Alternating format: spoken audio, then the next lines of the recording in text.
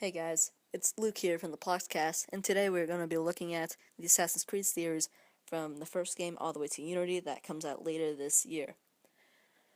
This video is for people who just need a refresher or haven't played the full series or whatever. It's just made for you to have a basic understanding of the series before Unity comes out. Of course, this video will be full of spoilers, so if you don't want the series spoiled for you, this is your last chance to turn back. Okay, let's get on with the video now.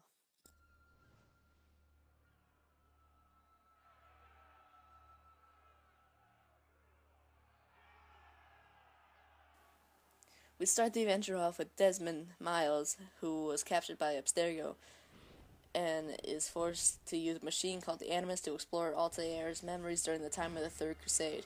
Desmond begins to witness events after Altair breaks all three tenets of the Assassin's Creed when attempting to stop Robert de Sibley from taking a piece of Eden. Al-Muhim, the Brotherhood's leader, demotes Altair to novice and tasks him with assassinating the 9 Templar Knights, including Robert, to regain his former status. Altair's quest eventually leads him to face Robert in the presence of King Richard I of England, warning the king of Robert's plot to kill him. Altair defeats Robert, but with his last dying words, Robert reveals that there were 10 Templar Knights, the last being Al-Muhim. There's a plot twist for you. Who now holds the piece of Eden. Altair returns to face Al-Muhim struggling to fight through the illusions created by the apple, but eventually kills Al-Muhim. When Altair recovers the piece, he and those watching in the Animus witness a holographic map showing locations across the globe where other artifacts are located. Desmond is pulled from the Animus and was going to be killed, but his life is spared by Lucy Stillman, an assassin working as a mole with Abstergo, as she claims they might need to further examine his memories later. He comes to learn that a former test subject has only messages Desmond can see, foretelling the end of the world in 2012. This game was a okay game. It was very repetitive with the 9 knights you need to kill. It was actually kind of bad, to be honest. So if you were going to start the Assassin's Creed series, I'd start at 2.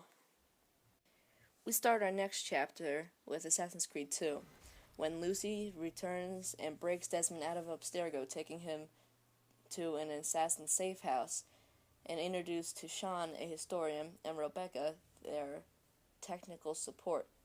Using an improved version of the Animus, Desmond takes witness to Ezio Auditore di Florenzia, a young noble from the late 15th century in Florence. Shortly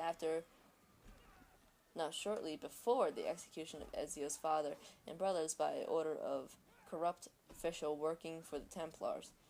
He and his mother and sister take to hiding at a villa owned by his uncle Mario. It's me, Mario, who helps to train Ezio in the ways of an assassin. Ezio and Mario discover that the Borgia is the figurehead of a number of Templars who were accomplices in the execution of his family. With the help of his allies like Leonardo da Vinci, methodically assassin the lower-ranked Templars. When learning that the Borgia has acquired a piece of Eden called the apple, eventually Ezio corners Borgia, who hands over the piece and flees. Ezio is introduced into the ranks of the Brotherhood and believed to be a prophet based on their codex. A decade later, the Brotherhood learns that Borgia has since become Pope Alexander the Sixth, using the Church's influence to strengthen the Templars. Ezio invades Vatican City and confronts Borgia, discovering that the Pope's staff is also a piece of Eden. Defeating Borgia, but sparing his life, Ezio uses both the apple and the staff to reveal a chamber of ancient technology. Inside, he is dressed by a hologram of a human droid female who calls herself Minriva, who speaks to Desmond through Ezio. Minriva explains how her society had predated humanity's, but a greater disaster nearly wiped them out, and warns that another event is due to occur soon, putting the fate of humanity in Desmond's hands. At this discovery, Desmond and his allies find the safe house and been compromised by Abstergo and free. This game I really enjoyed. This is really when the series started to pick up, and there's like shops, there's different games you could play, and it was just more kind of influential for the rest of the series. So, once again, if you were going to start here. After being chased out of their safe house in Assassin's Creed 2, Desmond and his allies retreat to the ruins of the villa which Ezio and Mario stayed at, and Desmond re-enters the Animus to continue Ezio's memories, specifically to identify the location of the apple. After facing against Roberto Borgia, Ezio returned to the villa, but the villa is soon attacked by forces under the command of Caesar Borgia, Roberto's son. Mario is killed and the apple is stolen. Ezio vows to revenge by helping free the people of Rome from the Borgia family. As Ezio works to turn the city against the Borgias, he gains followers that want to join his cause, and Ezio trains them in the way of the assassins to attempt to assassinate Caesar and Roberto at the Castle Santiago. Ezio inside witnesses Caesar forcing his father to eat a poisoned apple that Roberto had prepared to kill his son. Ezio chases down Caesar and eventually captures him and recovers the apple. Caesar is taken to prison in Vanna, Spain, but manages to escape with the help of his allies. The assassins lead the fight against Caesar and the remaining loyal Borgia troops, and eventually Ezio throws Caesar from the castle walls, killing him. With no further threats, Ezio takes the apple under the Colosseum. In the present, Desmond is able to navigate through the underground chambers beneath the Colosseum to locate the apple. As he picks it up, Desmond witnesses another hologram figure, calling herself Juno, who controls Desmond to stab Lucy because Lucy has defeated to the Templars before he falls into a coma. Now, Brotherhood I really enjoyed because you could get people to fight for you, and you could call them in. You could have an arrow strike and just take down 20 people at a time. And there's horses. I'm pretty sure there's horses in the second one, but I really enjoyed it, and I would recommend this game a lot. We start the next chapter, Assassin's Creed Revelations, with Desmond coming to consciousness in a virtual area within the Animus, the Animus Island, where he meets the digitally personality of Subject 16. Subject 16 explains that from the trauma of stabbing Lucy, Desmond must complete the memories of both Altair and Ezio to be able to separate his mind from theirs and to allow him to come out of his coma. However, doing so will disable the island as the Animus recovers the memory segment, and at a point, Subject 16 sacrifices himself to allow Desmond to continue. Desmond rejoins Ezio's story many years after Brotherhood, where Ezio is curious to find the origins of the assassins and has traveled to Mazia to locate the original headquarters. Mazia is where Altair was, and that's where the whole first game takes place. He wants to find Altair's library, though it is locked by 5 keys, which the Templars are also seeking. Believing there is a great power within it, Ezio travels to the Ottoman era um, where the keys are said to have been hidden by explorer Niccolo Pablo, and finds the city embroiled by the feuding brothers Selim and Ahmet, verifying for the Templars secretly behind the battle. When searching for the keys, Ezio meets and falls in love with Sophie Sartor. Eventually, Ahmet is revealed as the agent for the Templars and killed by Selim, who thanks Ezio for his help but banishes him from the city for his own good. Ezio, through him, Desmond uses the keys to witness Altair's memories following the death of Al-Muhim.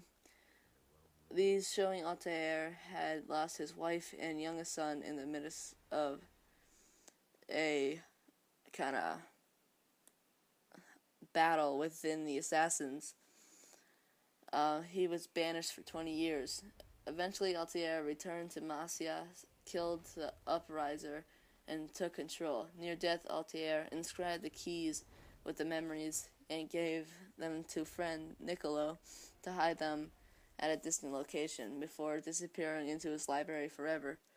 In Ezio's presence, he and Sophie go to Masia and open the library to find Altair's corpse and the piece of Eden he possessed. Ezio leaves the piece as well as his assassin tools and speaks directly to Desmond, knowing he was only a kind of messenger for him, and hopes to find the answers he needs. Desmond is then approached by another holographic figure, Jupiter, who explains that their society had tried to use technology to stop the destruction of the Earth's surface by a massive solar flare, but failed. But they had stored the knowledge of several vaults linked in a central vault, with Desmond must use to stop another similar flare that will occur soon. Desmond recognizes the location in New England. Desmond wakes up from his coma finding Rebecca Shawn, and to his surprise his father, William, there. After learning that Lucy died from his stabbing, he informs of the location in New York, the Templar that will save humanity. This game was really fun. It was just like the last one, but it included additional weapons like bombs and tactical bombs, and it was just kind of really cool. And there was like a tower defense type thing, and it was just really good. So I would recommend picking this one up too. In Assassin's Creed 3, Desmond and his allies arrive at the temple entrance in a cave in the New York area on October 31st, 2012, and open its door using the Apple of Eden, discovering a large chamber of superior technology behind it, including another door requiring a key. Desmond suddenly falls into a fatigue state and is put into the Animus.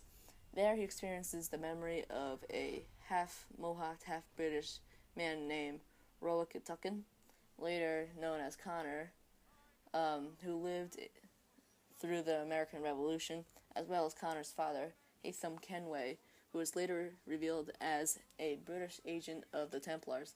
Kenway has gone to the colonies in America with a stolen medallion, recruiting Templar allies including Charles Lee, and worked to gain the trust of the Mohawk people to get them to show him the location of the temple. But to his annoyance, the medallion does not open the temple for him. Connor, as a young boy, witnesses Lee and his troops setting fire to his village, which kills his mother.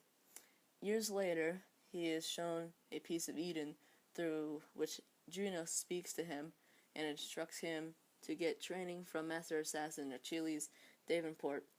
Achilles takes Connor and teaches him about assassins and introduces him to the patriots of the Revolution, through which Connor stops several Templar plans to disrupt their efforts, including an assassination attempt against George Washington. During these memories, Desmond recovers from his fatigue state and helps his allies to recover power sources to restore power to the temple scattered across the globe, including one being held by Abstergo. Connor eventually encounters his father, but Kenway offers a ceasefire and is also after Benjamin Church, just like Connor, for uprising his authority. During their investigation, Kenway warns Connor that the Patriots, worried of their allegiance to the various tribes, and seek to remove Connor's people from their lands. Connor eventually hunts Lee down and kills him, taking the medallion and ending the Templar threats. He later kills his father, completely wiping out the Templars from the colonies. He is disappointed to find his tribe's village abandoned, but the Peace of Eden. Everybody's gone, just the peace now. Through it, Juno tells him to bury it in a control atmosphere. Juno appears and encourages Desmond to touch it, but Meriva appears to try to stop him, warning that he will release Juno as an attorney that may protect against the solar flare, but will be a threat to mankind in the future. Juno counters, explaining that Maliva would rather have humanity wiped out, with Desmond safe in the temple to emerge as a religious figure to lead the survivors, but ultimately leading to conflict. Desmond opts to release Juno, believing humanity will have a better chance of fighting Juno, as his body is wrecked by the energy from the control sphere, and Aruna surrounds the Earth and protects it from the solar flare. Juno tells the now fallen Desmond that his work is done, and now it's time for her to do her work. I really enjoyed this one kind of more than the last game because I really enjoyed history and it just kind of went together. Yeah, sorry about in this video if I pronounce something wrong, because some of this stuff is kind of weird and have weird names. So I apologize that for the past and the future. Assassin's Creed 4, Black Flag, pirates and whatnot. Okay, here we go. Samples taken from Desmond Miles' bodies in the moments after his death have enabled Abstergo Industries to continue to explore his genetic memories using Animus' newfound cloud computing abilities. The unnamed player character is hired by Abstergo's entertainment division to sift through the memories of Edward Kenway, an 18th century pirate, and who is the grandfather of Connor, which we played in the last game. This is to gather material for an Animus-powered interactive feature film, but in reality, Abstergo and the Templars are searching for the Observatory, a structure that allows the user to see through the eyes of a subject. As Kenway, the player must unravel the conspiracy between high-ranking Templars to manipulate the British, Spanish, and French empires into locating the stage, later identified as Bartholomew Roberts, who is the only man who can lead them to the observatory. In the present day, the player is contacted by John, Abstergo's technology manager. John convinces the player that his employer knows more than they are telling and encourages them to investigate in more detail. He arranges for the player to access the Animus' core, at which point Juno materializes into a incorporeal form. She agents indeed. I'm very sorry.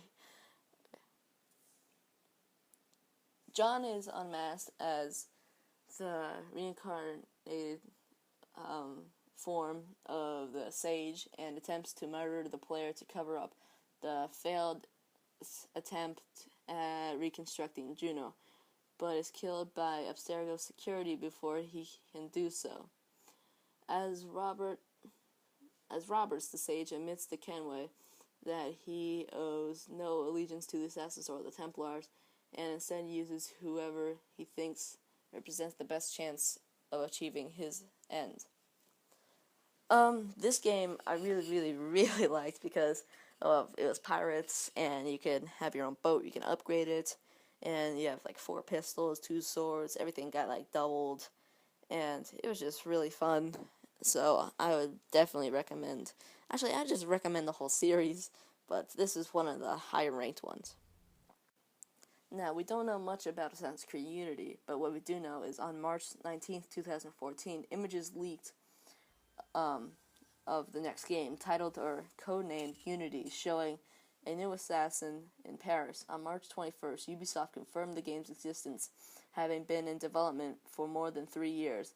By releasing pre-alpha game footage, the game, which features up to 4 co-op at a first for the series, will be set in Paris on the eve of the French Revolution and follow Arnaud Thornton and his fellow assassins. It will be released in North America on PlayStation 4, Xbox, Windows, and on October 28th, 2014. I am really excited for this game. I've seen the trailers and everything. I recommend, if you're really into the series, that you check out every little detail about it, because the co-op looks amazing. The crowds look amazing. Like, you can just like not find duplicates, and it feels like each person is a new person. And 1 in 4 buildings will be able for you to walk into with no load time. And I really hope they get the down parkour system right, because I feel like their parkour system was not really up to par in the last few games, because like you want to run into a building and you end up on a balcony like 50 feet up in the air. So I'm just hoping Ubisoft gets this one right. So far it looks like they're doing amazing, but we'll see in the future. Thank you for watching and listening. Tell your friends about us. Please like, subscribe, and comment, and don't forget just to stay jazzy.